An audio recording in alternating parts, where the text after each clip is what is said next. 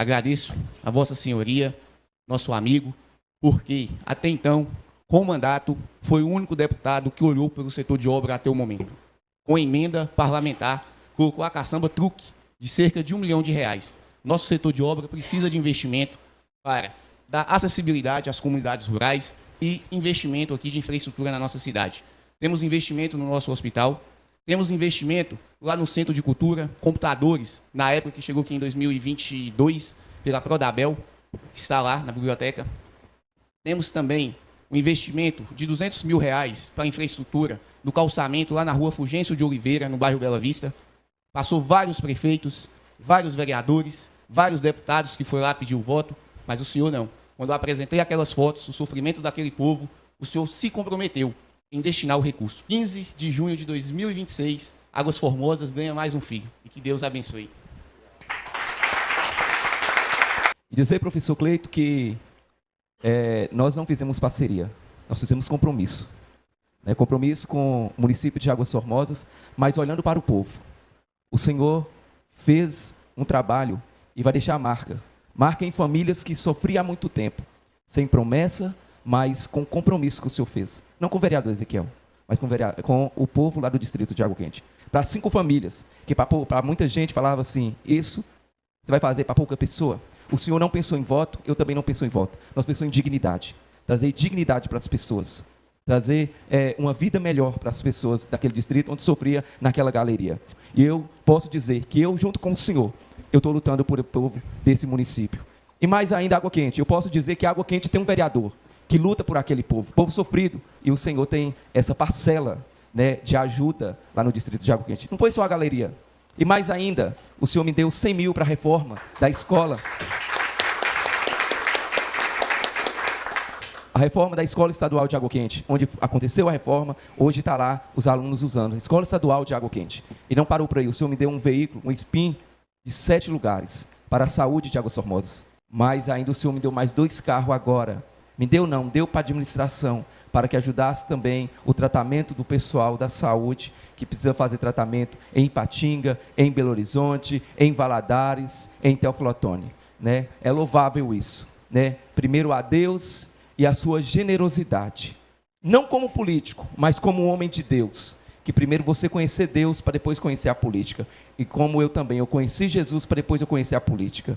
E nós precisamos honrar o nome de Jesus. E nós não estamos na política para fazer história. Nós estamos na política para cumprir propósito do Senhor na nossa vida e na vida desse povo sofrido. Muito obrigado. Meus amigos, Som do Povo, Ezequiel de Água Quente, uma alegria estar aqui nessa noite. Padre Alexandre, sua bênção, uma honra receber esse título de cidadão honorário, junto com o senhor, a quem eu tenho ouvido falar só coisas boas. Falar desse título aqui. E ao falar desse título, pedir licença para vocês para fazer uma relação do momento que nós estamos vivendo com a história desse município. E do momento que nós estamos vivendo, que é um momento que eu, professor Cleito, como foi lido aqui, líder do Partido Verde, tenho tido uma grande preocupação. E queria, presidente, fazer uma provocação também boa para essa Câmara Municipal. O que se diz sobre os próximos meses tem que nos preocupar. Nós estamos diante de uma tragédia ambiental que é um novo Super El Niño. E o poder público, ele precisa discutir, debater o que nós vamos fazer para prevenir as chuvas torrenciais, as secas intermináveis que virão em determinadas regiões, para que a gente não faça aquilo que é costume no Brasil. Quando parece que é o cachorro, aliás, a linguiça correndo atrás do cachorro. Ou quando você vai apagar um incêndio, quando esse acontece. 1877, segunda metade do século XIX, nós tivemos um evento climático que atingiu o mundo todo e, sobretudo no Brasil, uma região, que é a região do Nordeste brasileiro, que viveu a sua maior seca. Junto com essa seca, uma falta d'água, onde as pessoas do Nordeste recorriam à água suja, o que levou a um surto epidemiológico de amebíase, causado pela ameba. Esses pais e mães nordestinas, à procura de água e à procura de uma planta chamada poaia, que era responsável pela cura da amebíase, procuraram o Vale do Pampã e se deslocaram até a região onde hoje se encontra a cidade de Águas Formosas. Ou seja, Águas Formosas nasce com uma vocação para o cuidado com a saúde das pessoas.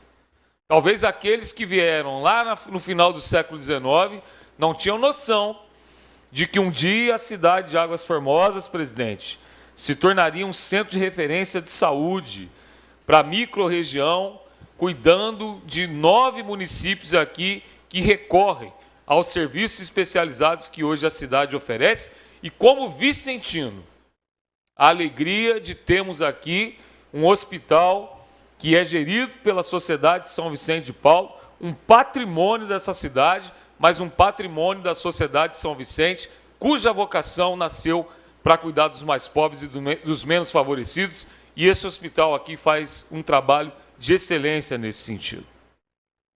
Só que aqueles que vieram para cá não sabiam que um dia iria aparecer um sujeito cujo apelido nos chama a atenção, chamado Quaresmão, que pensou o seguinte, Padre Alexandre: eu preciso dar educação para essas pessoas. Então, a história de Águas Formosas é uma história de uma cidade também, Mauro, que se constrói preocupado em educar as pessoas. Eu sou professor, eu estou deputado. Professor, você para o resto da vida, o deputado vai passar. E como professor, quando eu vou em uma cidade, eu tomo cuidado de analisar os dados educacionais na mesma. Essa Câmara, os munícipes, têm que se orgulhar das escolas que aqui existem, principalmente as nossas escolas estaduais, que estão com os maiores indicadores da Superintendência Regional de Ensino aqui do Vale do Mucuri. Os professores, a comunidade escolar, os meus colegas, que se dedicam todo dia na sala de aula, merecem a nossa reverência, o nosso aplauso e também dando continuidade à vocação dessa cidade, que é uma cidade educadora, que cuida da saúde, mas que cuida da educação das pessoas. Eu queria dizer que eu não sou apenas um deputado de emendas. As nossas emendas são mais do que obrigação. Mas eu encerro dizendo que o meu compromisso na Assembleia de Minas é em ser um legislador que olha para todos os municípios mineiros, os 853. Eu não sou deputado do sul de Minas. Eu sou deputado de 21 milhões de mineiros. De quem votou em mim e de quem não votou. De quem gosta e de quem não gosta. De quem votou no Lula, de quem votou no Bolsonaro. De quem votou no Zema ou de quem votou no Calil. Nós precisamos sair dessa polarização que divide as famílias, que leva a divisões e desunião até mesmo nos grupos familiares. Porque as pessoas elas não estão preocupadas com isso no seu dia a dia.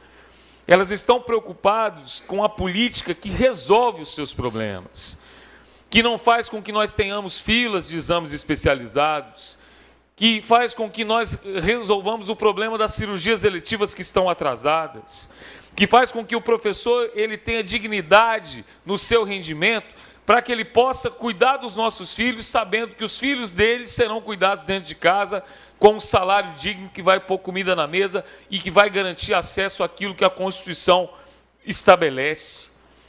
Que o policial militar vai sair de casa vai nos dar segurança, mas vai voltar para o seio da sua família ao final da tarde. É isso que a gente precisa discutir. Políticas públicas que nos unem, não aquelas que nos dividem. É por isso que, com muito orgulho, eu fui o primeiro deputado a levantar a questão da dívida de Minas, que é o que impede que o Estado tenha recursos sobrando para exatamente solucionar esses problemas. E chegamos em um projeto de lei que foi votado na Câmara dos Deputados, no Senado Federal, mas que nasceu do meu gabinete e de uma ideia que nós tivemos para impedir que o servidor público de Minas Gerais tivesse 9 anos do seu salário congelado. E amanhã, na Comissão de Constituição e Justiça, um projeto de lei de minha autoria vai estabelecer uma moralização nos gastos públicos com os eventos, porque não se pode deixar alguém sem cuidado com a saúde e pagar R$1,5 milhão num show que dura 2 horas e meia, nem isso.